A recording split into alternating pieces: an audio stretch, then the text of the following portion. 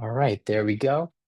And yeah, like I said, I don't want to delay any further because I know we have an exciting program. So I'm going to turn it over to my friend Owen over at the Maryland State Archives, and he's going to tell you a little bit more about what we'll be doing today. But yeah, go ahead.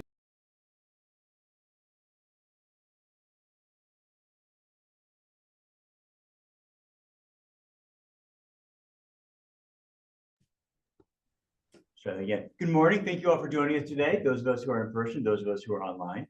We are hopeful that we will be able to pull off the hybrid nature of this event without too many hiccups, though I can't make any promises about nothing at all. We are so excited to be here today as part of offering this program in conjunction with Maryland Humanities as part of their One Maryland, One Book program, which is such a wonderful initiative. To get things started, I would like to introduce Emily Olin Squires, the Assistant State Archivist for Maryland. Good morning, everyone. And I just want to echo Owen, thank you so much for being here, whether this is your first visit with the archives or your 1,000th visit with us. We are so appreciative that you want to come and join us and learn together. Over the next hour and a half to 2 hours today, we are going to have you meet some of our wonderful professional archival staff. These are the staff members that are here to help you, whether you come to us in person, whether you email us and ask for assistance or give us a call. These are the wonderful professionals that want to help link you to the records that help you discover your family history. And when I read this book that is part of the Maryland One Book program this year with Maryland Humanities, it just spoke to me so much because I know so many of our patrons that come here are looking for the same stories of their family, that same connectedness with their kin. And I truly believe that our staff here really all want to help every single person that walks through the door make that connection. So today we're going to start out by talking a little bit about what you can do to use our resources both online and here at the archives. We're very excited for you to learn and share questions with us, whether you're here with us in person or online. I really feel that we're going to make a lot of progress today, but mostly I just wanted to say welcome and thank you so much for joining us.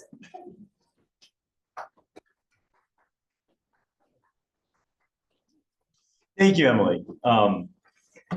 We're so, as I said, we're so excited to have this program today. This is really falls into the larger mission of the State Archive, which is to help tell the stories of Maryland's people. And the goal of Maryland One Book is to bring together all of the diverse communities in Maryland. The idea that having everybody read one book can help form some connections within our community. Today's selection, Kin, is such a wonderful book by Carole Boston Weatherford with illustrations by Jeffrey Boston Weatherford, telling the story of the family's own exploration of their family history, including their ancestors enslaved by the prominent Lloyd family from Talbot County on Maryland's Eastern Shore. Programs like this are a key part of the archive's mission to preserve and tell the stories of Maryland's people. I hope that you will join us next month on November 13th for our next program, our Lunch and Learn lecture, featuring military historian Joe Balkowski, talking about Father Francis Eugene Patrick O'Grady, the devoted and beloved chaplain who served with the Maryland soldiers of the 29th Infantry Division during World War II. You can find additional programs as well as recordings of past events on our website, msa.maryland.gov. Today, we will have a pair of presentations introducing you to the Maryland State Archives records, with special attention paid to researching African-American families and helping you on your own family history journey. We will begin with a description of the genealogical resources at the State Archives from reference archivists Rachel Frazier and Danielle Smith. After their presentation, we will have a short break and then hear from Chris Haley, Director of Research, Education, Outreach, and the Study of the Legacy of Slavery program here at the Archives. He will talk about the particular challenges of African-American genealogy and the way our resources can help you overcome them. For our in-person attendees, we will finish with a hands-on session using the digitized records at the archives. If you are not able to join us in person today, we hope that you will join us here at Annapolis if you have the opportunity, or take advantage of the many records that we have available online. We will have a quick Q&A after each presentation. So for our online attendees, please send in questions using either the chat or the Q&A feature, and we'll get to those, as much of those as we can. On to our first presentation. Our presenters today are Rachel Frazier and Danielle Smith. Rachel Frazier is the Director of Reference Services at the State Archives, where she has worked since 2008. She holds a Master's of Library and Information Sciences from the University of Maryland, is the recipient of the 2024 Ancestry Leadership Award and a 2025 Fellow at the History Leadership Institute. Danielle Smith is a reference archivist in our reference department as well, where her duties include assisting patrons in person, by email, and over the phone. A native of Annapolis, Danielle received her Bachelor of Arts in History from Delaware State University and is currently pursuing her Master's in Organizational Communications at Bowie State University. Rachel and Danielle.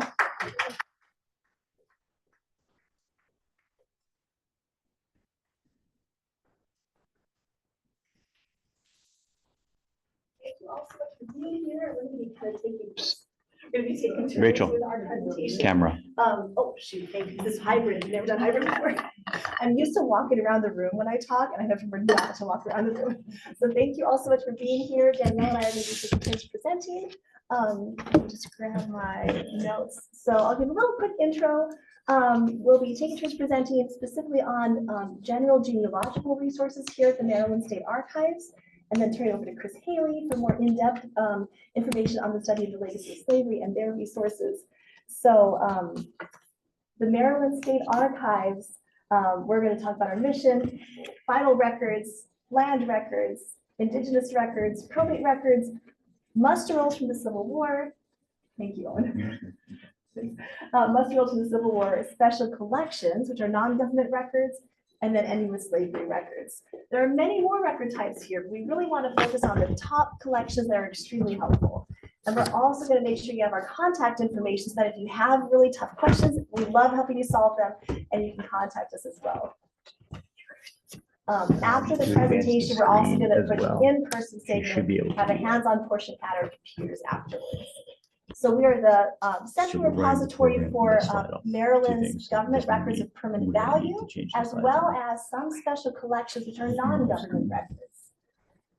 And the main genealogical collections that we hold are going to be vital records, which are birth records, marriage records, and death records, probate records, such as wills, inventories of deceased persons' estates, land records, which are all available online, going back to the creation of each county, as long as those records survived, up to the last week or two. We also have many court records and mainly Revolutionary and Civil War military records. Again, many more collections. We're just highlighting some of our top ones. And our special collections, again, our non-government records, those are dependent on voluntary donation of those records to us, and can include maps, historic newspapers from Maryland, photographs, religious records, and letters, journals, so many different things. So let's actually go into our vital records a little bit.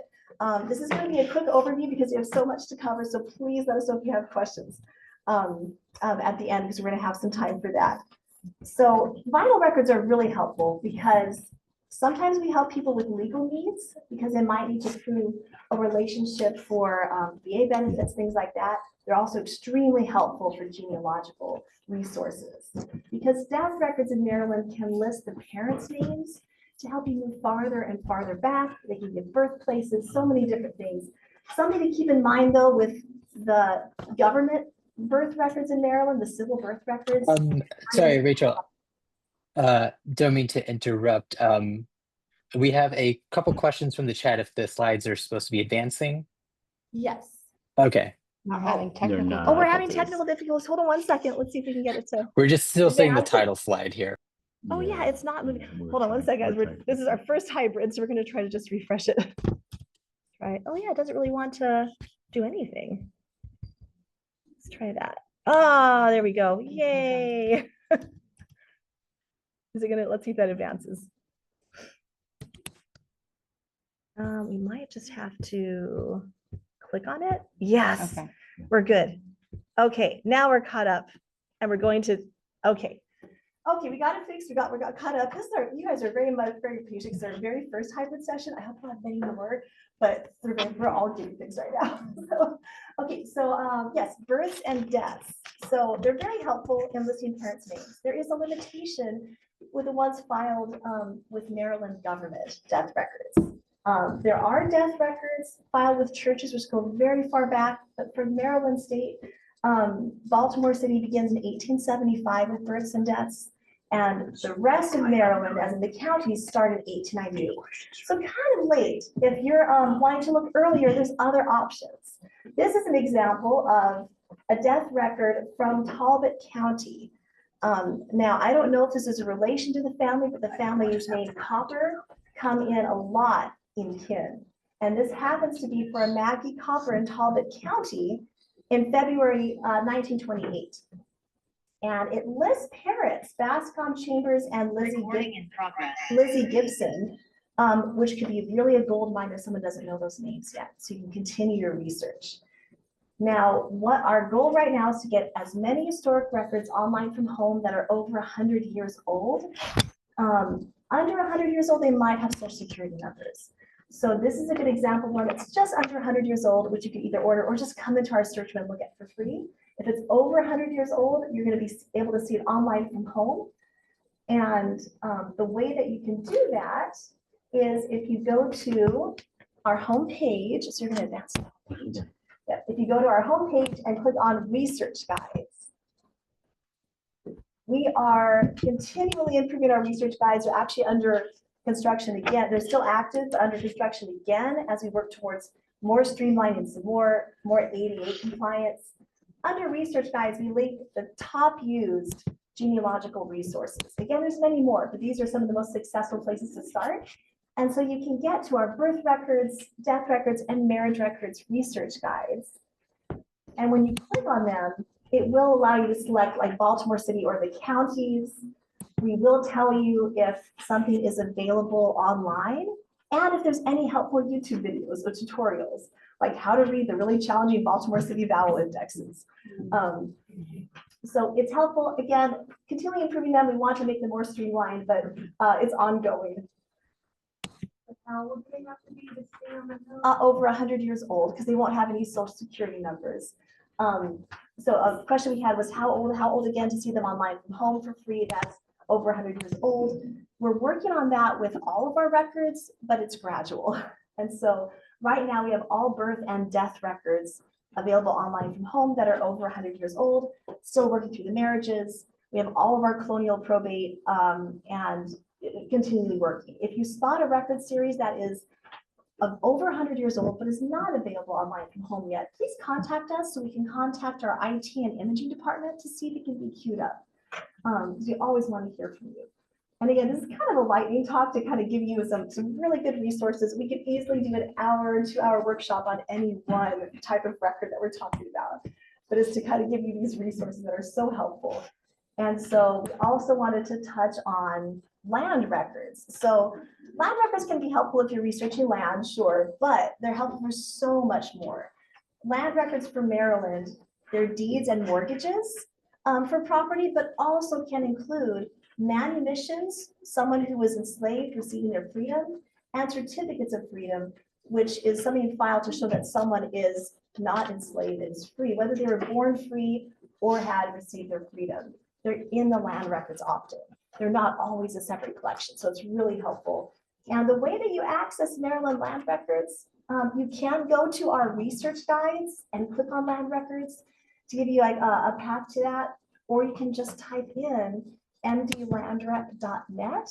It is full online access to these records from home, going back as far as they exist. Sometimes there's courthouse fires, especially in the 1800s, but as long as those records exist, they're going to be available online from home with indexes. So indexes are where you would start, and the indexes are a necessary stepping stone. We have 24 counties that, if you include Baltimore City, and each style can be a little different. So if you run into something challenging, please reach out to us. You can always email us or send feedback through the actual website itself. And when you look at the index, it's going to give you a name. This is Edward Lloyd, who is mentioned in kin. It's one of the Edward Lloyds, there's multiple, receiving land, and it actually gives us a book and a page number, page 289. While you're on MD Landrick, you can actually plug that right into the jump to new volume. And if you're at home, you can go to our research guides, click on land records. In person, we also have handouts, which are going to be at the computers for those who are here in person for the workshop section. We'll have some really helpful handouts you can take home too. And when you plug in the actual book and page, this will take you to, for instance, this is book 18, page 289. It takes you to the actual mortgage, in this case, of land. That's just a straightforward land record, but from Talbot County. But like I mentioned, it has so much more. This is a record from Queen Anne's County. It is a manumission, and it actually gives you a lot of details. Let's zoom in here. It's still a little small as far as the writing, but let me read what it says here. It is a certificate of freedom from Queen Anne's County saying that Charles Bennett, who was formerly enslaved, had joined the USCT, the United States Colored Troops for the Civil War, and is now manumitted because of that. So now you have a last name, you have so much information you can jump off of. So land records really are a gold mine. Yes, we are going to have questions, I believe, at the end. Oh, is that just for the sake of time to hold that thought. Thank you so much. We look forward to your question. I started taking questions at the time because I'm used to doing that, but I forgot we have to stay until the end just for time. Thank you. All right, and let's go on. I'm going to turn this one over to Danielle now, where she's going to talk some about the indigenous records in Maryland, which are so valuable. Here is the. I know what I was doing walking around. Good morning. My name is Danielle Smith. I'm a reference archivist here at the Maryland State Archives. And right now we're going to talk about MyHeath, our Maryland Indigenous Records database. So this is accessible online from home, but to start off, MyHeath is a native word to move on or to move forward. And so with that database, it has a mixture of government records and special collection records that account Indigenous people in Maryland and their whereabouts in the Chesapeake. So in our Maryland One book, Kin, there is a poem in there titled "The Point of Collecting Arrowheads." So in the book, it says, relics of the tribe that named the rivers Choptank, Tuckahoe, Pocomoke, Wacomico, and Manicoke. And this can be found on pages 11 and 12. And if you really wanted references to those tribes and to those rivers connected to those tribes, you can go onto the MyHeath database, which it can be found on our homepage at the Maryland State Archives. To give you a guide of MyHeath. Any type of research you do, you have a search engine, you can put in any name. So right here, you see it says Wacomico. You can do and or anything, or search by anything or everything. But it does give you the name that you're looking for, and it also will give you a reference. So it'll give you the phrase on the page, the citation, the dates if it lists the dates, and then where it can be found online and in any physical government record that you can have pulled here at the Maryland State Archives. So next, we have probate records. Probate records are the administration of accounts of deceased persons in Maryland. So with that, you will have wills, inventories, accounts, and more. So when we talk about and more, you might have, let's say, guardian accounts or anything like that. So a good example of that is this prerogative court will from 1770. This is one of our colonial probate records. And so Maryland probate records range from major records such as wills, inventories, like I said before. And this is just an example of one from Edward Lloyd. Like Rachel said before, His name is mentioned multiple times. It's actually multiple Edward Lloyds in the Maryland One book. But this is a piece of his will here, as you can read.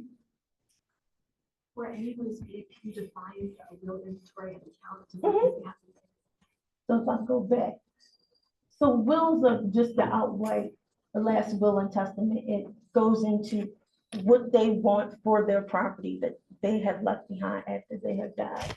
Inventory is a count of how much that property is worth once they have passed on, just so they can get an account of how much they had to divide. Accounts also does the same thing, but it goes into who you are paying off and how much money you have left after that. Alright. Okay. Let's go next. So for probate records in the Maryland One Kin book, we see when I take my last breath, I have expanded my family's holdings to 43,000 acres, securing our place as the Eastern Shore's wealthiest planters. And that is in the Lloyd lineage poem on page 34. And as we see here, Edward Lloyd, who this is referring to, it references that will, which can be seen here. So when you get out into our search rooms, you are able to look at probate record indexes, but at home, probate record indexes are available to view. And it will give you the name of the person, the record type, the date, the county, and then what book and page number it can be found on.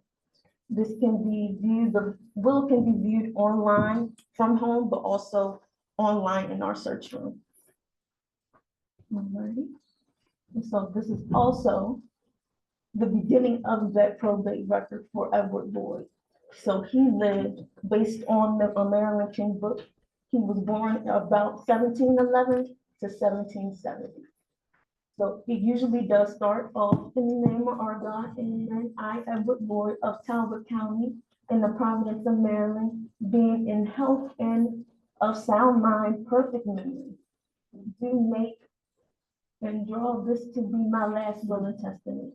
So it does go into who it is, where they're from, and it does talk about what state of mind they were in. So sometimes as reference archivists, we do see sometimes not in the best state of mind, but they will leave what they want for their property once they do leave. So next, we are gonna go into military records at the Maryland State Archives, but most importantly for the Maryland One Book Kin, we're gonna talk about the USCT muster rolls. So the United States Colored Troop muster rolls and military records can be found on our Maryland State Archives research guides. And the collection number will be S963. So when we get out into our search rooms, I can show you how to access that. But if you are home on the Maryland State Archives Guide to Government Records, you would just enter this number by the jump by series ID and then click go, and it will take you right to the USCT muster rolls. So during the Civil War, the Union separated colored troops from other soldiers, and then it also, for the USC muster rolls, it will list if the person of color was a free African American or was enslaved before they joined the Civil War as a soldier. So for more of these records, or to go more in depth with these records, we always recommend you go to the study of legacy. The study of legacy is slavery Maryland database on our Guide to Government Records. But to give you an example from the Maryland One Book Kin, it says here, I had no inkling that my own great-grandfather Isaac Copper served in the U.S. Colored Troops. And this is from Root to My Glory. So she was able to identify Isaac Cooper III and the enlistment records we were able to find here at the Maryland State Archives. And with just knowing that he served and was a part of the U.S. Colored Troops, we were able to find a record here at the Maryland State Archives, which lists Isaac Cooper as a private in this award. And this record is a transcription, but the actual record can be found at the Maryland State Archives, which can be pulled for if you want to. So I'm gonna hand it back to Rachel. Thank you so much, Danielle. Thank you, Danielle. All right, so before we hand this over to Chris Haley, we're going to talk a little bit about special collections.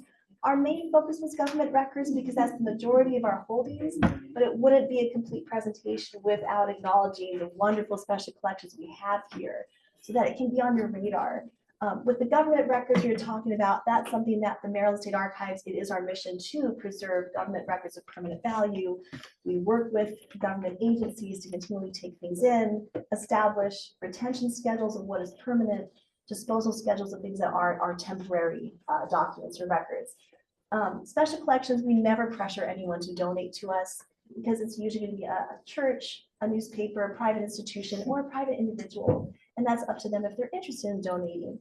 And there's different levels of donations. We have some outright donations. We have things where they were digitized and the originals were given back to the owners. So a lot of different levels.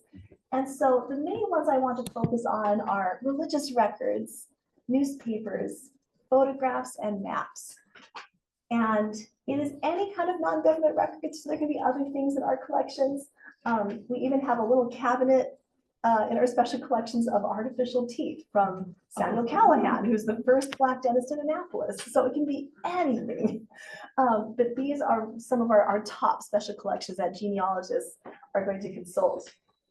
So religious records can be very useful because I mentioned earlier at the beginning that births and deaths are not filed till 1898 for the counties and 1875 for Baltimore City. Probate records, like Danielle was talking about, those can be really helpful because they go back to the colonial period to get death dates, but they're still limited and you had to have property, so it's limited even more. Religious records can really help fill in the blanks for births and deaths prior to the 1898 or 1875 dates. And churches were very thorough in keeping those records. The way that you can access religious records is going to our homepage. You're going to click on Find Records at the top. And then instead of going to the government records, which is our main collections, you're going to our wonderful special collections link.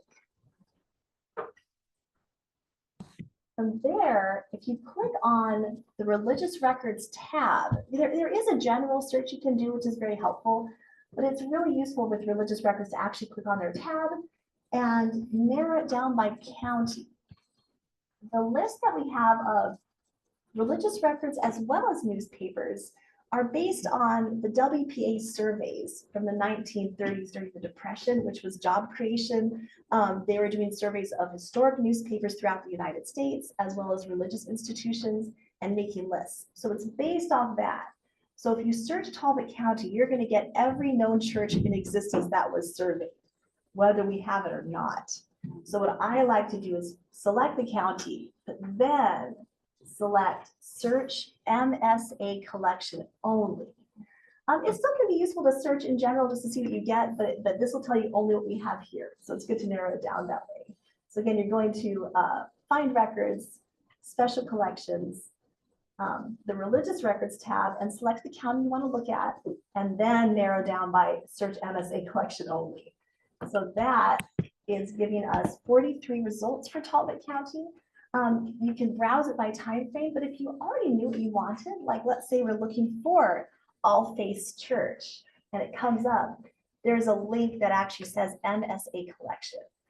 We would love to have all of them online from home, but it's very slow going with our smaller staff, but they have put some online from home. So when you click on them, the way to find out if there's scans is when you click on the collection, always check the little link at the very bottom that says microfilm series.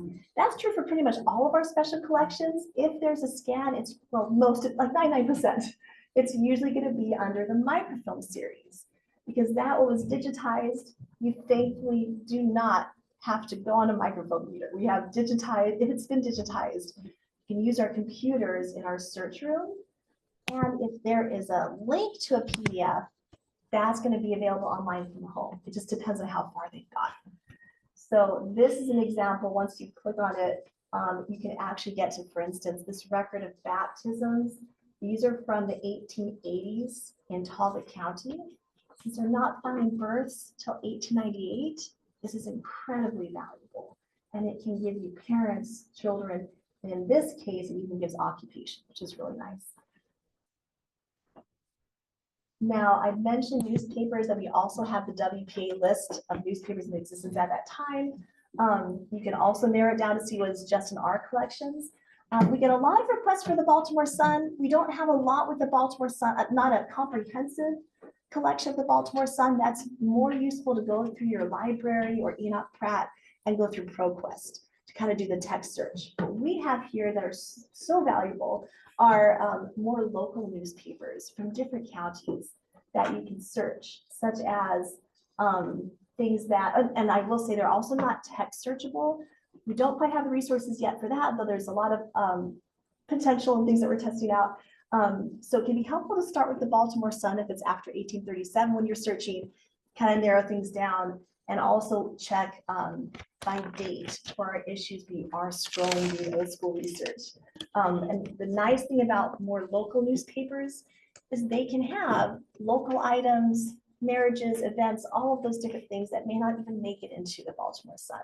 So it's good to have on your radar. What I decided to show coming up to the 250th is this is a July 11th, 1776 issue. And it is announcing the Declaration of Independence.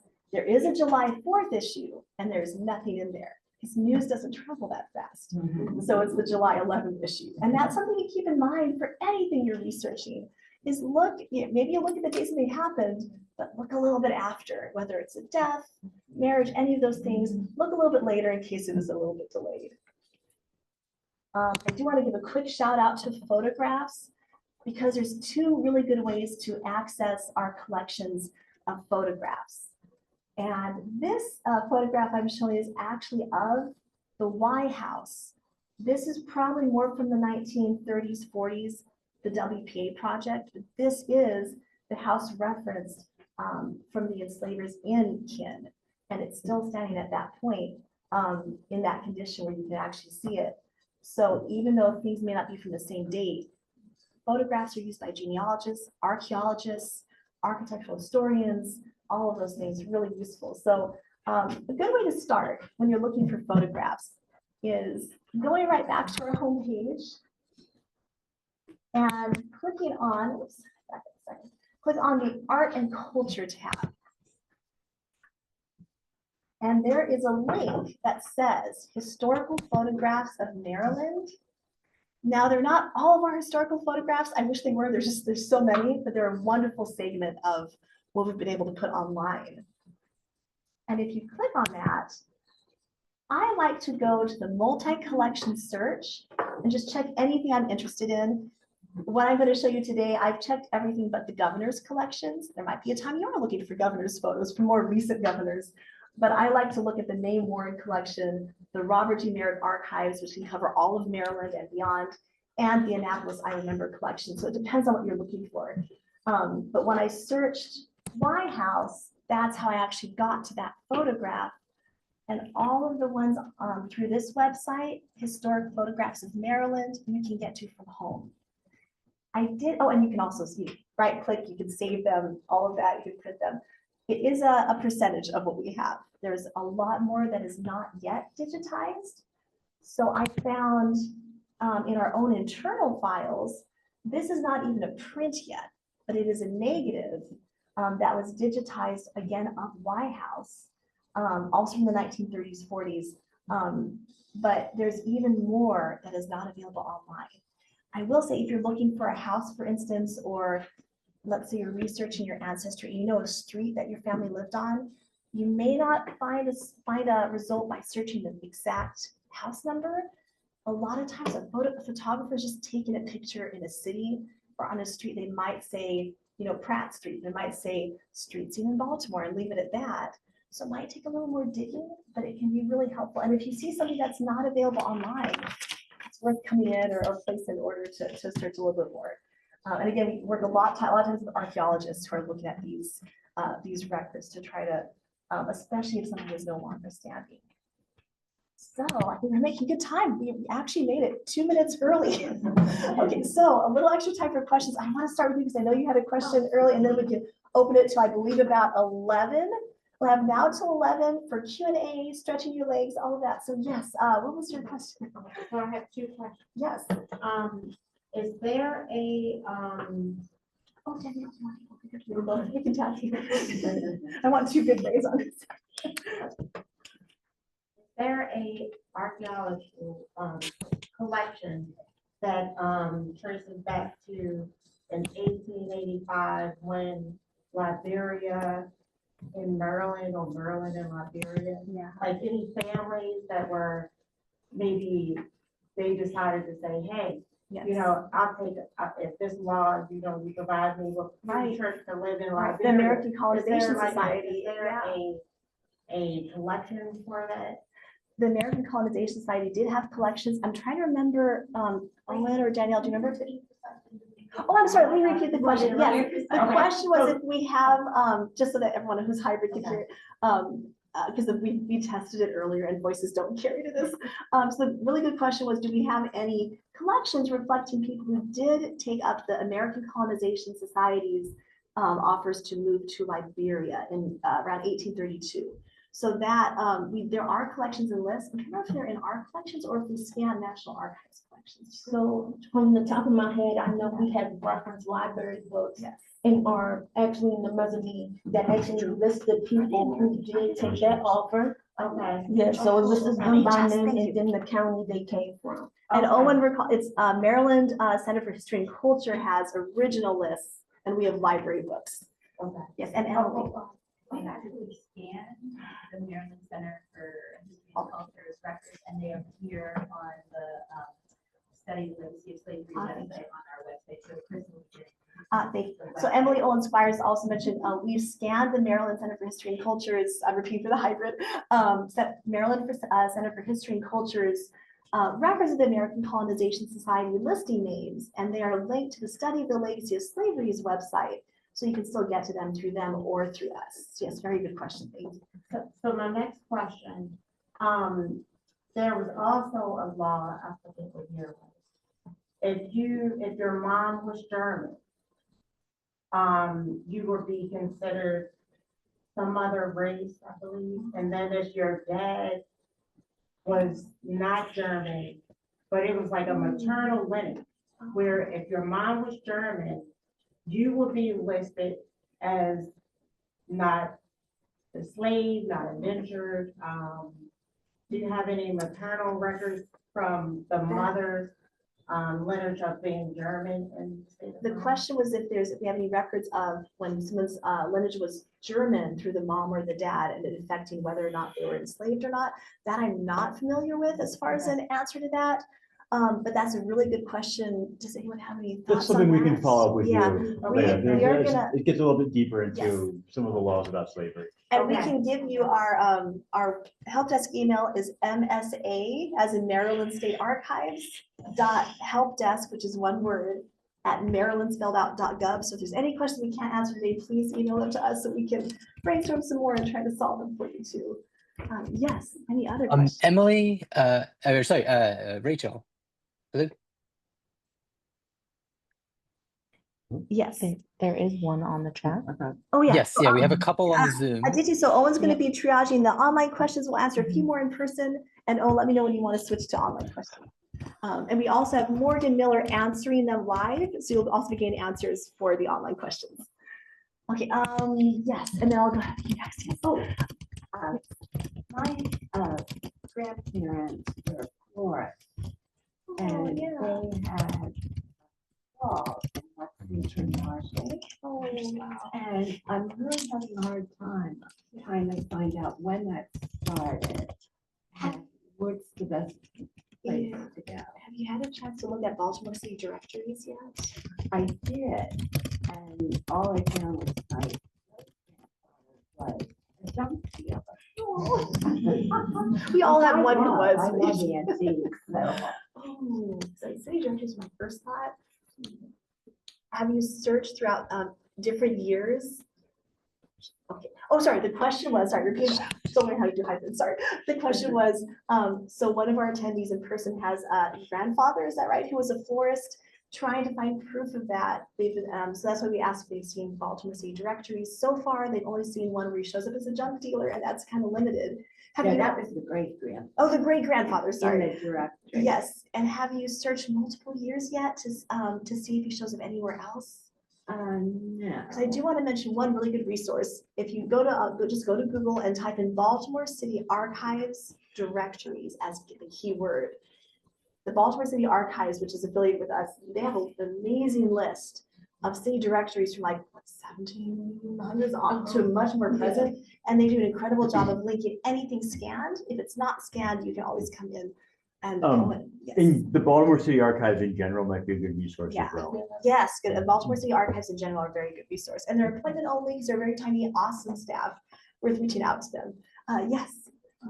Explain manumission. Oh, yes. Thank you for asking. So the question was to explain manumission. So, Matt, there's two main records that we often see in land records. Let me give you a chance. Sorry, I keep dominating. No, I'm sorry.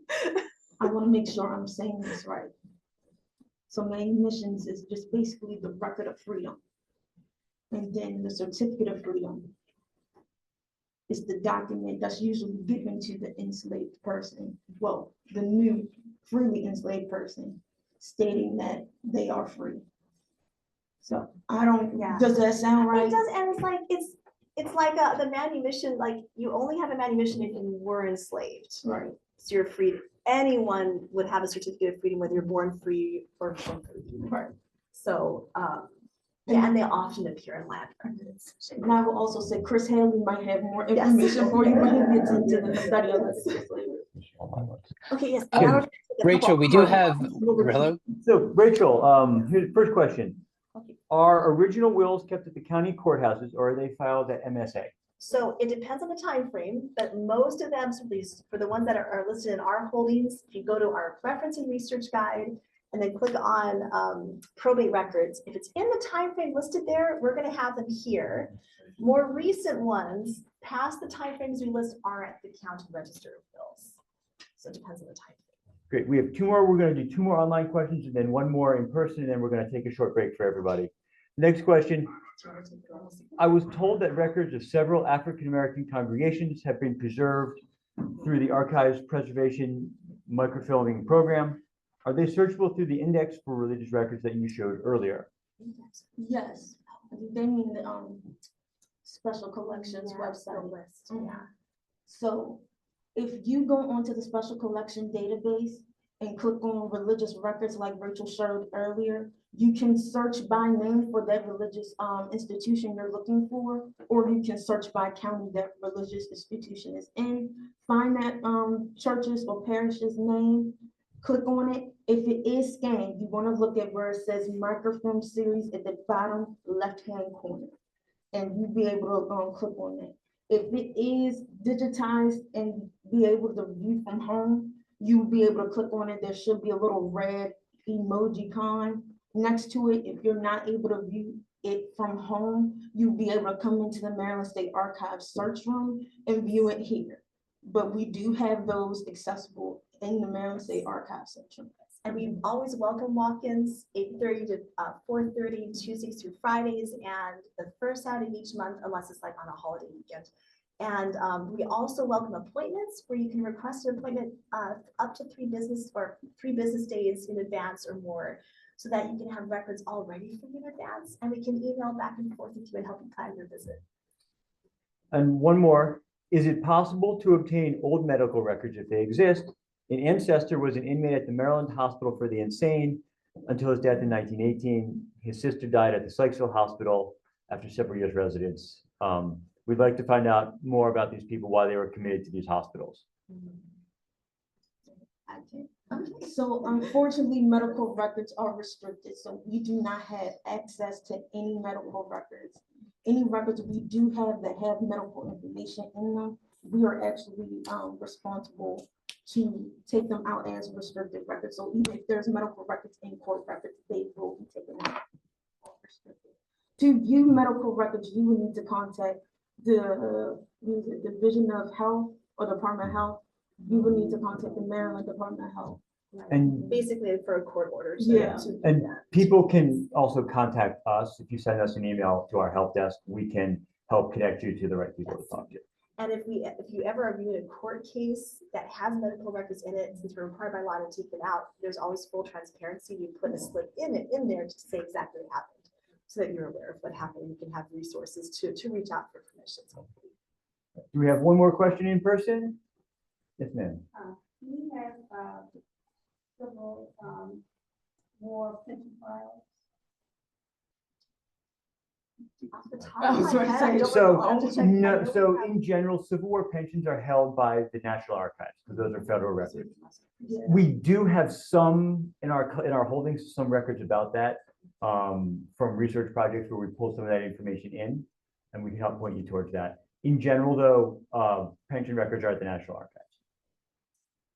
Great. Thank you. Thank you Do we so have much. time for one more? Sorry.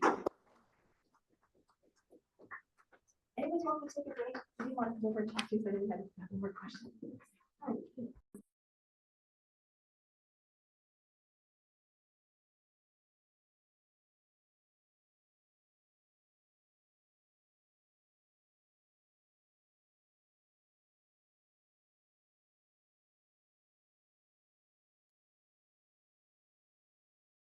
All right, thank you very much, everyone. Taking a short break, and we will return in a few minutes at 11 o'clock, and return to the presentation. So there's still more. Don't go too far. Just a couple notes. Thank you all for bearing with us. As we said, this is sort of a first time partnership in producing this kind of event with the hybrid setup. So we apologize for any of the kind of quirks with the sound or the stream or anything related to that. But do know that this is being recorded. So you will be able to view this again in your own time. There is also a transcription, and you can access the captions as well as you're watching, so you can activate that in your Zoom. In addition to that, those slides will also be sent. So if you're missing something, I know it's a lot of information being thrown at you right now, but if you're missing a few things, don't worry about it. You'll have a chance to review it again very soon. And of course, as you've heard the staff mentioned a few times, they're more than happy to get any questions that you have if you want to contact them directly. So just know that this will be the first step in what we hope is a longer exploration for you all. Thanks for bearing with us. Like I said, we'll take a short break and we'll be back at 11 for the remainder of the presentation.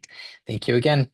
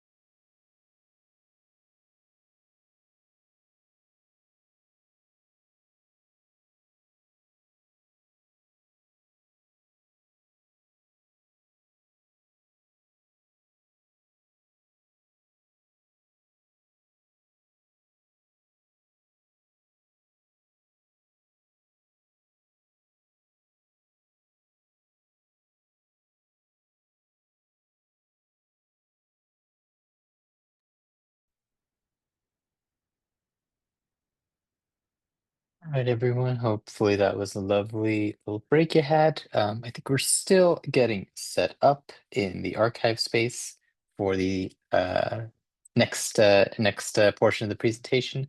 Just bear with us a few minutes while we get set up in order to, yeah, keep giving you all this wonderful information. But yeah, if you drifted away, maybe start to make your way back to your chair or your desk or wherever you're coming from. And yeah, we'll get started soon. Thank you again.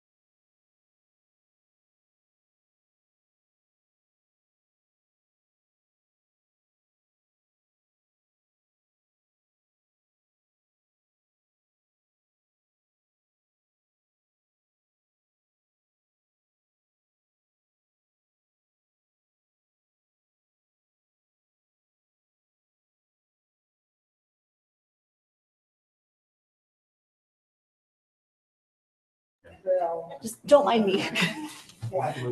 I'm gonna adjust this as you walk up.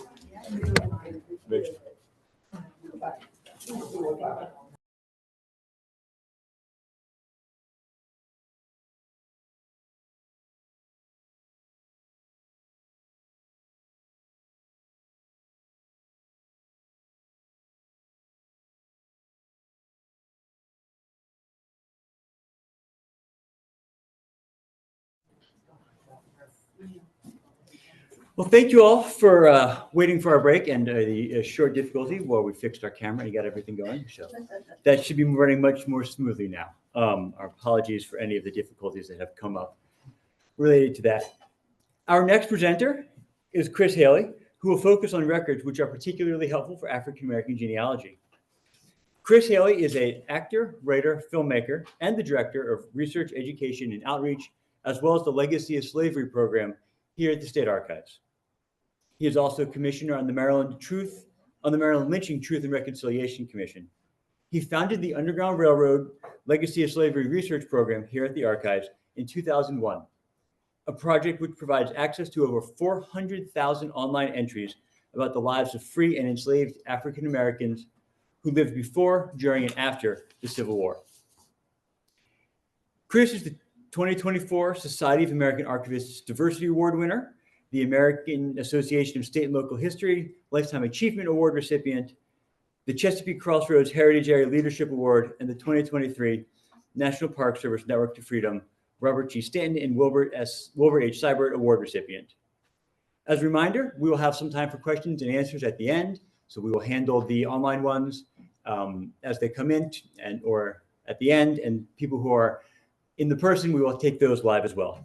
Chris? Thank you, Owen. Thank you so much.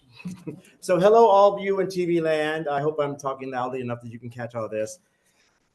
I wanted to address a few questions that were brought up earlier, and because I think I have what is approximate to an answer.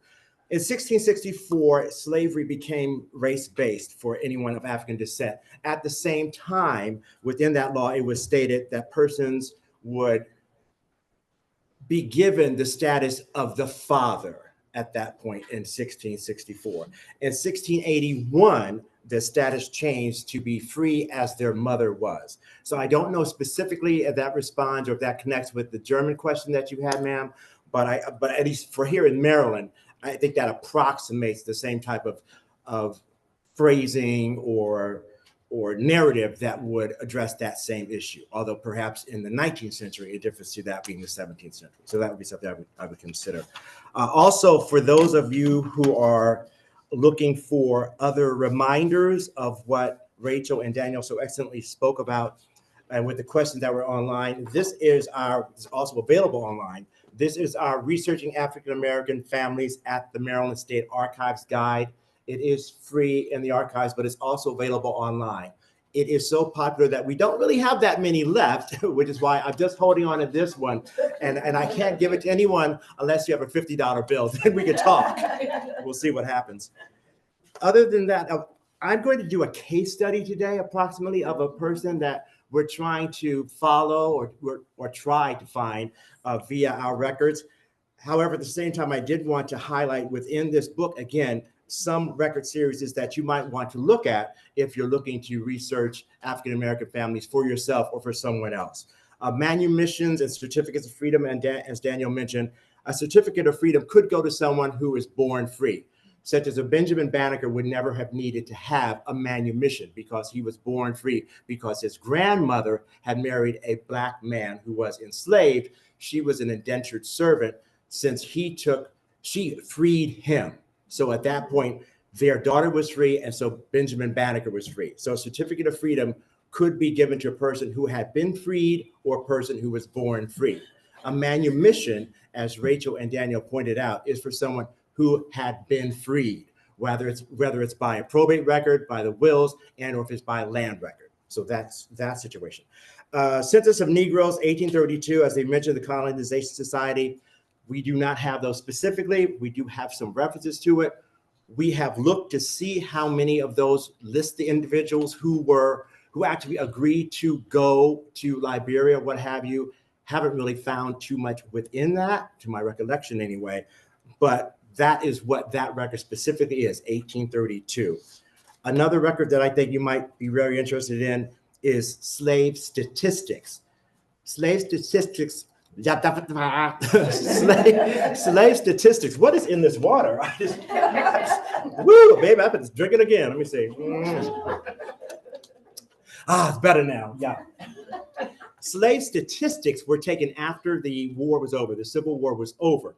So those were for people who hoped to enslavers who hoped to be paid a bounty, a recompense, I'll say a thank you for being loyal to the Union for those persons that they had enslaved, and yet they had remained loyal to the Union. It didn't happen, but they had hoped it. So because of that, records were taken between 1664 to 1668, which listed both the enslaver and all of the persons that they had enslaved at the time that slavery ended. So that record would include the names of all the individuals who were enslaved and their full names and their ages. I think it even lists whether they're whether they're mulatto or black. So that's a very key record, which I think if you're lucky enough to have an ancestor who's within that record, or if you know who they might have been enslaved by, that's a record I definitely would advise you to try to find. Yes, we do have those online to some degree at different counties, and they are electronically accessible. If we don't have them electronically accessible, then we probably have the original record. Although, please note, they do not exist for all of the counties of Maryland at that time. Let me see if there's another one I wanted to mention right now. Bated breath, you all are just waiting, aren't you? You're like, oh my God, please say this. No, there's not. All right. So moving forward with this case study of the wonderful, the exciting, the never before spoken of Otho Beale. I don't know. You might have talked about him at dinner, but I haven't. Otho Beale. We found this individual only randomly, because of the Maryland State Archives Legacy of Slavery program back in, I want to say 1800, because it's been so long. In 2001, we received a grant from the National Park Service Network to Freedom, where we hired interns for 2 successive years to mine the records of the federal census and newspapers from 1830 to 1860, free and enslaved Blacks and mulattoes. Within that, those runaway ads that we focused on, runaway ads, committal notices, and also 1850 and 1860, 1830, 1840, we were able to input into the database all of these individuals who were either free or enslaved, and in the cases of runaway ads, those persons who helped them seek and in some cases find freedom.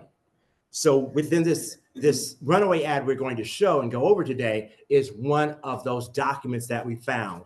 And in looking at it, I hope to give you an example of how you could try to trace what happened to this person who was enslaved by Otho Beale. But just quickly running over the different types of records that you could look at, which again, Danielle and Rachel did touch upon.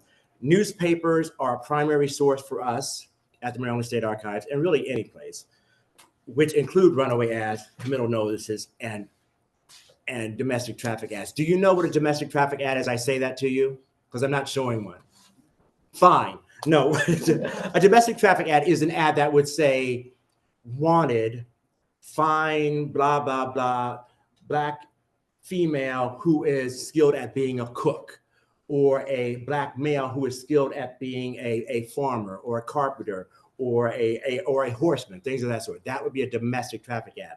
Or someone who might be selling individuals that they have. If you've ever heard of if you've ever heard of Patty Cannon, she was a notorious slave stealer and or kidnapper.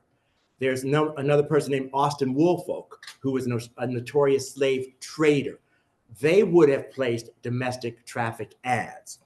Census records, as I mentioned, 1850, 1860, slave schedules would list the individuals who were the enslavers and demographically the persons that they enslaved. So it wouldn't be by names, such as the slave statistics. This would be by the statistics being male or female and what their ages were.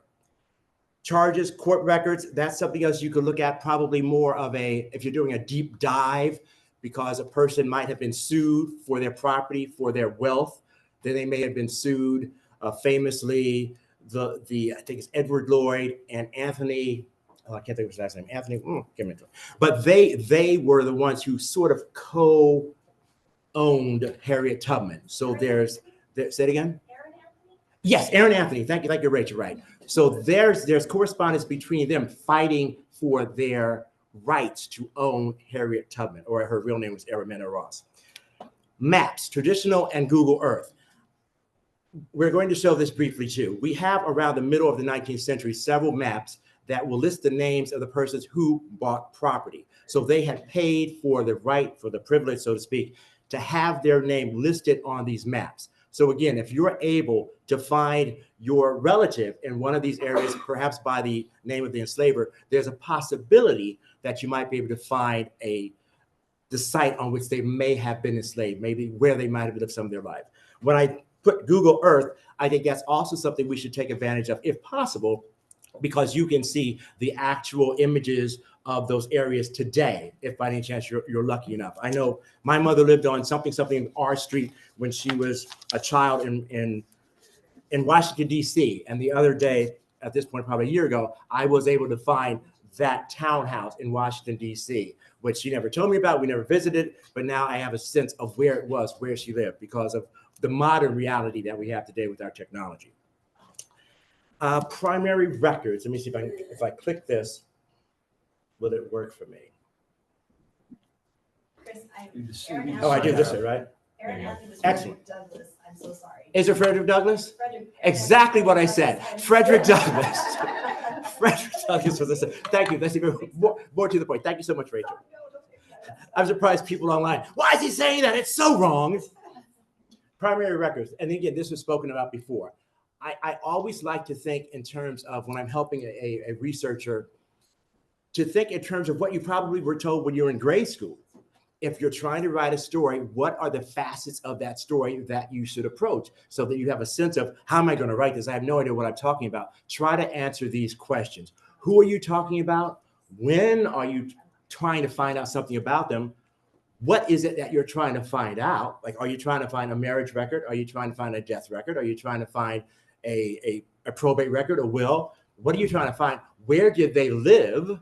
Because that's one of the keys that we need at the Maryland State Archives to point you in the right direction by county. And you could say, why did they, if it's a runaway ad, why did they run away? And so many of these, they give you a hint as to why a person escaped. Even though there was a dehumanization of people who were enslaved, within these ads, there was this acknowledgement of their humanity. Many times they'll say they're running away because they are believed to have a wife who lives here, or they have children, or they believe that they are afraid of being sold. And at the same time, they're saying for no cause of my own, they're running away, except for the fact, well, but then it's crazy.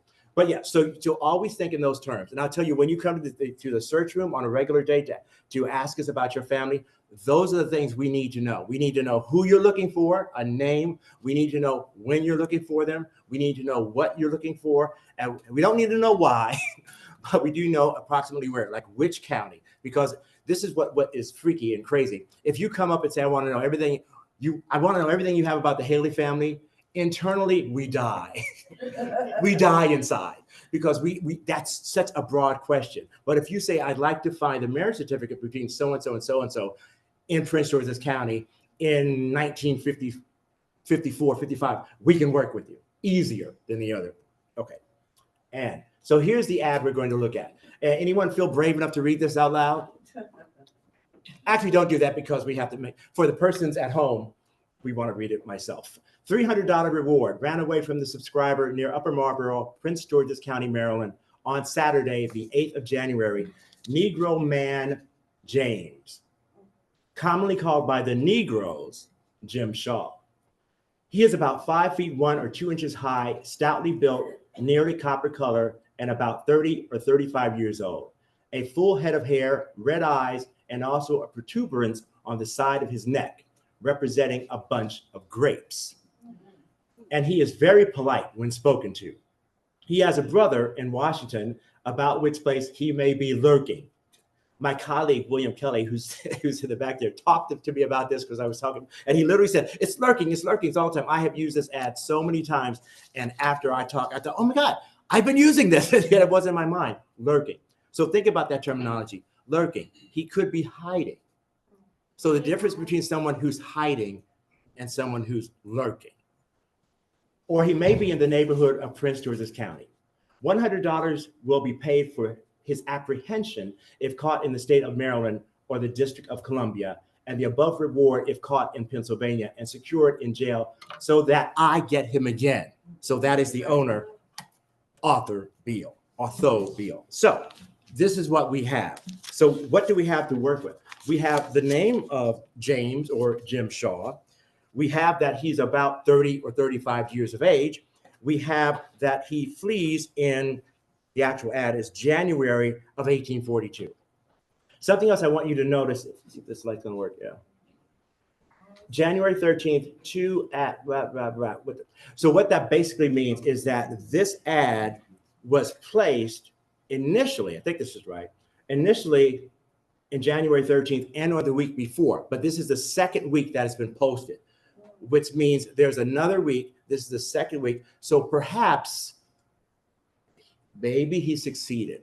We don't know, but this is not the first time this ad was placed. Because they say he has red eyes, like, is that Dracula or something? No, it's real. It's real. Yeah, it could be an issue with whatever. I mean, I don't know. I mean, I look at that and I have different connotations, right? But I will tell you this. Remember that this is serious dollars. $300 right now. I wouldn't turn. Does anyone have $300 you want to give me? Believe me, I will accept it. $300 then is worth probably thousands of dollars comparative to today.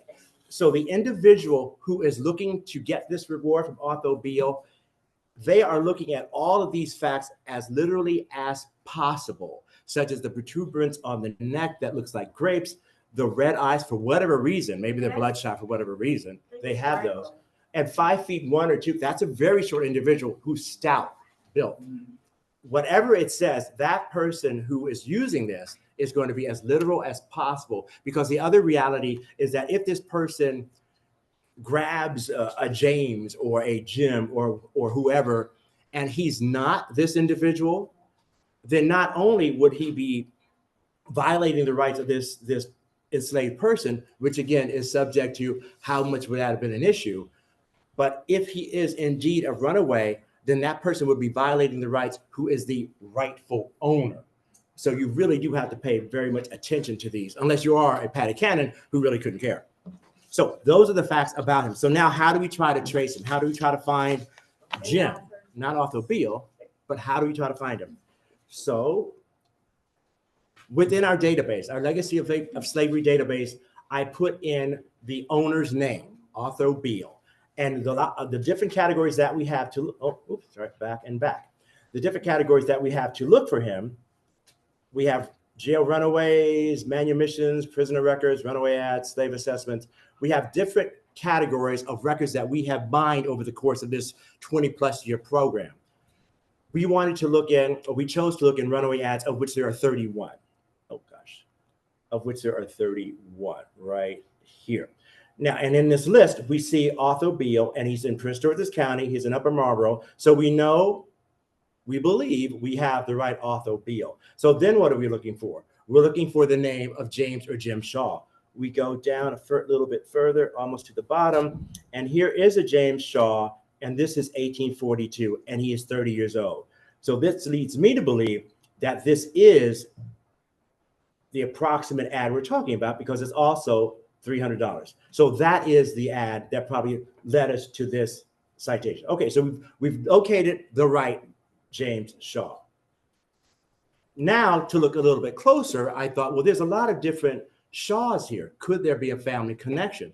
And so then I look and I just see, again, within this listing, there's a James Shaw here who apparently escaped in 1835, also who was owned by Otho Beale.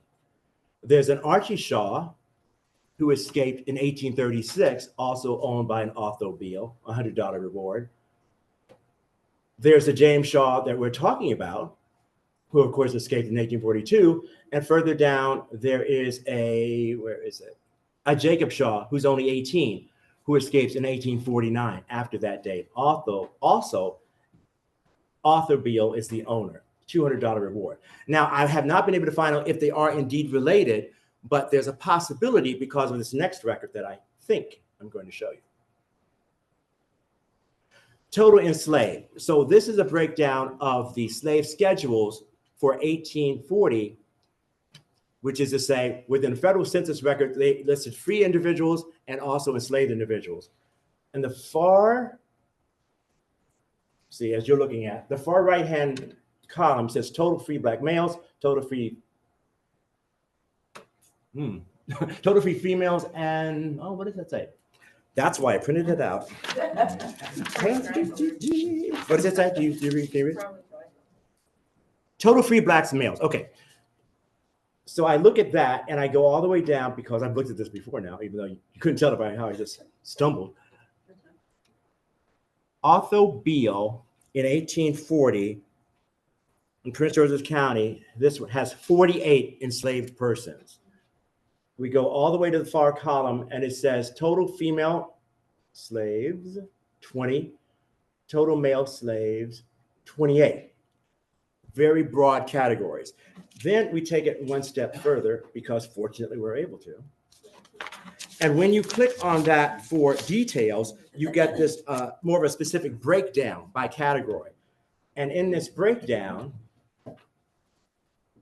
total female slaves, 10 to 23 years of age. Oh, did I do that? Back and back. And back and back. All right. And you see 7 between 10 to 23 years of age, 7 between 24 and 54, total female slaves over 55, 3 years of age. Now for enslaved males, 0 to 9 years of age, there are 9. Enslaved males, 10 to 23, 6. Total males who were enslaved, 24 to 54, there are 5. This is 1840. So our Jim or James Shaw would possibly be one of these 5 individuals in there in 1840, according to what this slave schedule and this statistic is telling us. Now, unfortunately, and looking further, we looked in the census for federal census for Otho Beale to see if perhaps any of those other individuals are there. Could not find him in 1850 or 1860 federal census or slave schedules. Maybe he died. I don't know. I have not been able to find him. Nor was I able to find a Black person named Jim, Jacob, or James Shaw in 1850 or 1860 federal census. And again, so my deduction is perhaps they succeeded. Don't know for sure, but not having been able to find them within that approximate time period, why could that be? Why could it be that I can't find them? Other than that they escaped. Why could I not find them? And I'll have to repeat whatever you say because obviously the people online in TV land have to know. Because he died. What else? Anything else? Changed his name. Changed his name. Right. Go ahead. They weren't real people because they said they had red eyes. They are real people. They are real people. Because, and not only that. And I don't want to be you when you go to sleep tonight. Somebody's gonna say, "You didn't think I was real." When you said it was 28 females, right? 28 males, but it was really 20. It was 20 females and 28 males. Okay, I mean, but that's just little. Okay. I mean, they're very specific. I mean, the ways that they describe individuals cross the gamut between yellow, high yellow, the famous high yellow, for those of us who are of African descent have probably heard that. Near white, pretty bright. I mean, so many different terminologies. I had not heard red eyes before, but I believe that the person, Otho Beale, wrote that because that's who he wanted back. If he had blue eyes, he would have said blue. If he had purple, if he had green, if he had turquoise, he would have said whatever it was that was specific to that individual. I'm so interested in him. And this is showing us when we go deeper into it, which is basically what Rachel and Danielle mentioned, we go to our guide to government records. And in here, we can start looking deeper because if he did escape, if James or Jim did escape as a free person, maybe he did change his name and maybe he is within land records, just as any enslaved free person would be. Any of the records that we talked about before, as far as probate records, as far as any type of vital records, perhaps we can find them, at least the Jacob, who was 18, so he might have lived long enough to be alive in 1898 when we are beginning to take vital records for all individuals at that time. Right, and again, what they also mentioned, marriage records, land records, anything post November 1st, 1864, because slavery ends in Maryland, November 1st, 1864, does not end with the Emancipation Proclamation, does not end in 1862, April, I think it's April 16th, 1862, when slavery ends in Washington, D.C. After November 1st, 1864, outside of the slave statistics, you should look for a Black person the same way you would look for a white person. As I mentioned briefly about maps, this is our map. I'll say our map database where you would just put in the name of an individual. I put in Otho Beale. And as you can see, there's many, many, many different references to a Beale, not necessarily Otho Beale, but a Beale. Up at the top here, we have Prince George's County, Mrs. Beale, Washington Beale, all marked matches on page. this is where, if I clicked on any of those, which I did, I was able to find references to 3 specific Beals. Now it says Washington Beal and a resident, but I don't exactly know what that means. Owen, do you know what that means? When it says Beal and resident, does it? Yeah. No, it's just there and there. No, not sure. Yeah. So, but those are possibilities. There's another Washington Beal here. This is probably another Beal here because it's another square there. So those are possibilities of where these individuals may have actually lived, where Arthur Beal may have lived. So that means that may be where Jim or Jacob or Art or the other one's name was James, Jacob, Jake. I think there was another. There were 4 of them. They may have lived at any of those properties. We do have case studies for all of these individuals. If we find them, then we link them to this bio that we have for that individual. And as we always say, because these records are innumerable, and we have them to such a degree that we can't look for everything to its finite degree. We never claim to have looked through every single record to the finite degree. So that's why I say here, if the bio is then done, but is it ever finished? Because we could find a private record, some record of a family member who says, hey, I found this record about Arthur Beal, and it says he's selling, or he's talking to his uncle or his father or his brother or his sister. I'm so upset because my very loyal servant, Jim, ran away. So there might be other things we could find about an individual. So that's why I say it's done, but is it ever finished? Thank you. Question, comment, money? Okay. I was just going to say, I had found it online and also Barry Beal in Bladensburg. Is that near that area of where they were? Certainly in Prince George's County, but I don't know specifically if it's there or not. I'd have to check with the Barry. Yeah, his mother was a Barry. Okay. Okay. Yes. Okay. So many thoughts. It just went up my head. Sure.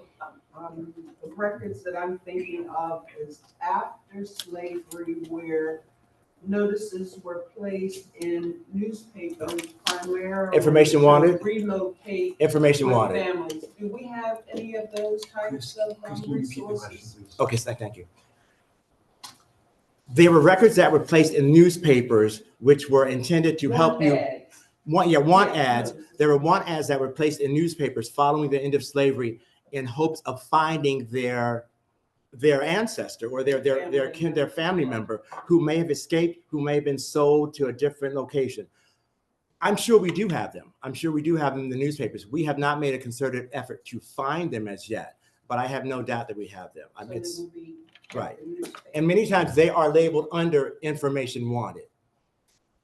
But it also could be an ad that you just have to look in the classified ads because someone had to pay to have it put in there to find those types of documents. Yeah, no, I've definitely seen those in newspapers.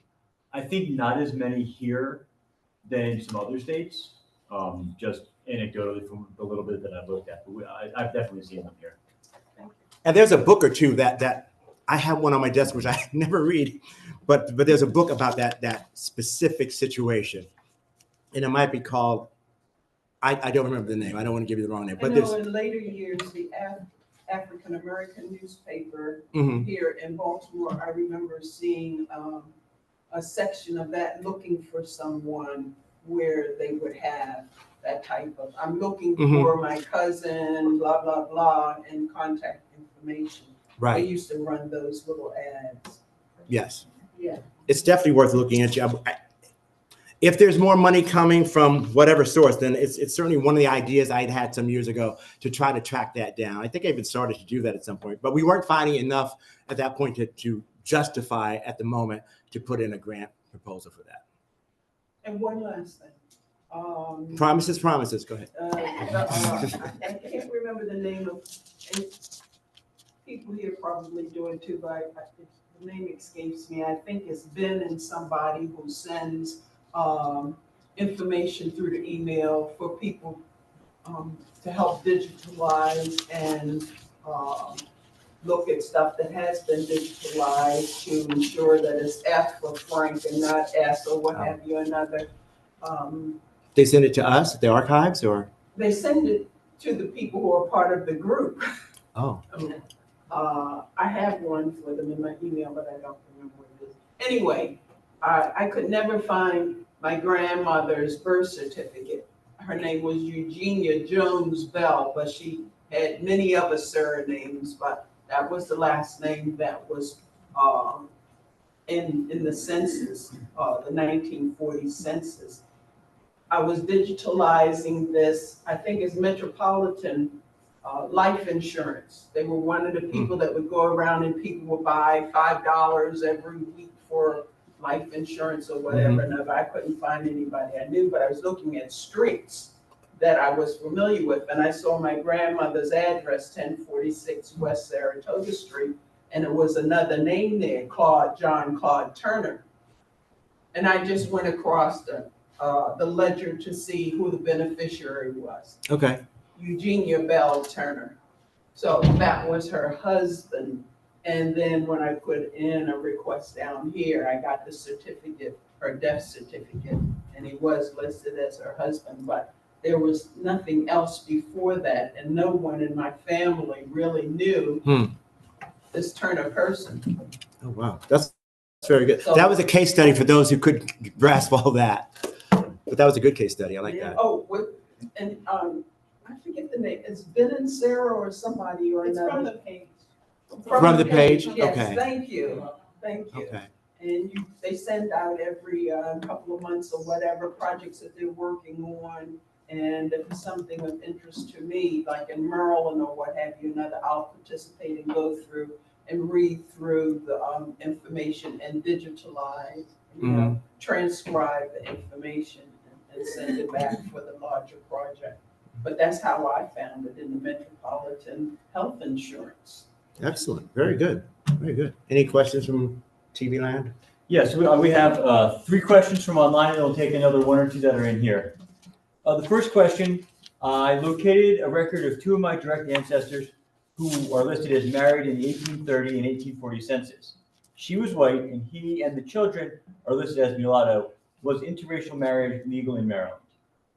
Officially, no, but it happened. So that's really the real answer. Interracial marriage in Maryland was not repealed until 1967. So yes, it was illegal, but it happened. Because that's one reason why the law was put in place, because it was happening. The other thing I'll say is that the race that's listed on the census form is what the census taker wrote down. It is not what the person would have reported themselves. So what we're seeing may be just how the census taker viewed these individuals as how they appeared to him when he wrote that down. Next question is, can we contribute information to the Legacy of Slavery database? You certainly can. There is an email, which what is it? What is that email? It's probably MD Slavery. You could send it to me, chris.haley@maryland.gov. But if you go to the Legacy of Slavery website, there's a contact us, and I'm pretty sure the link there says that. But I will tell you that if you do send us anything, we have to vet it first. We're not going to just automatically put it online, because that would not be arguably sound practice. And we will put that contact link into the chat as well. One final one, Chris. Can you talk about colonial records that are available? Because I know colonial records are a little bit scarcer than some of what you're talking about. Right. I think in colonial records it's the same way, except there's not as much of them. There are still runaway ads for that time period. There are still sale records for that time period, but they're more, I'd say, case-by-case basis, which is to say you have to look in land records, you have to look in wills, you have to look in probate to see where it's mentioned. The actual groupings of them do not start as such until the 19th century. The earliest that I know of where there were records that started to speak about enslaved people specifically was about 1806, which were certificates of freedom. Yes, yes. Okay, any other questions in here? Yes. He had red eyes, okay? Thank you. So, one of was kind of like one question or two, but with the ships, do you have information of like shipwrecks leaving from Maryland? The ship that went from Maryland to Louisiana or Charleston. Do you have any of those like records of? We have a very small amount of records about port records, but it's like 1912 to it's like from the 19th century to the 20th century. I would recommend the International Slave Trade Database to try to find any information about the ships that where they landed here for Maryland and or for the whole United States of America, and where they disembarked, whichever part of Western Africa or wherever it might What be. about, no, I'm talking about like from Maryland to like other places. National Archives. Yeah, Oh, yeah. no, they told me to come here. So the records. Was that not a trading? So I think what you're referring to are records that the federal government required of vessels traveling within the United States from one American city to the next. My understanding is that those are records that needed to be filed with the federal government. They told me to come here. All right, we'll talk. Okay, well, I'm going to call on my colleague for a second. Slavevoyages.org is the database that has digitized those federal records. Oh, Slave no, this voyages. wasn't a slavery ship, it was just ships. Oh, just ships. Yeah, just Oh, ships. okay. Federal. Still federal. Or a boat or Right. something, like if you had a boat and you were gonna So leave. this refers back to your German question? Okay, gotcha. Yes, yes, ma'am. I have been given the impression that in Baltimore City, South Baltimore, there was an entry for immigrants coming into the United States. And how can I find, I'd love to be able to find ships, passengers, where's the best place? Again, that's the National Archives. No, even though it's Baltimore. The National Yeah, so- Archives said here. So those kind of It's a records. big immigration. Yes. We have, So we can talk afterwards, okay? Yeah. Okay, we can take, I think, one more question from the live group. We'll have you guys for a little bit later, and then I have one more online question, so. In reference to the ships, there were ships that came from Africa. I don't know if anybody is familiar with the Najimore area in Charles County. I was doing research for my own family, and it actually is the name of the ship. It's called the True Blue. oh, good. And it did land there in Najimore, Maryland. And slaves were disembarked from there. Good, excellent. Okay, now it's your turn. No, I'm kidding. So, all right, we have one more question today. During colonial times, was it a requirement that births be registered in the home country, so England, where the family originated, or did they actually have to be present in England to be registered at the time of the baby's birth? I have no idea. What do you think? Does anybody know? I have no idea. So, if it is an event that happened in England, it would not be registered here. If it's an event that happened in Maryland, it would not have been recorded in England at all. So. All right, thank you guys very much. Chris, thank you so much, and also to Rachel and to Danielle. And thank you all of us for attending in person and online. If we did not get to your question online today, sorry, we had a lot of questions coming in. We will be happy if you can send us an email to our help desk. That's msa.helpdesk@maryland.gov. And I know that address has been put into the chat at least once or twice. So please send us to that. And one of our reference staff will get back to you within a day or so. I would also like to thank Aditya, Eden, and the rest of the Maryland Humanities One Maryland One Book program for all of their help making this event possible, running the technical side behind the scenes, and helping spread the word about today's program. You will, if you're registered online, you will get a copy of the video for this event. Actually, I think everyone will get a copy of the recordings for this event, and we will also send you a copy of the slides as well. That is everything we have for today. Thank you again so much for joining us.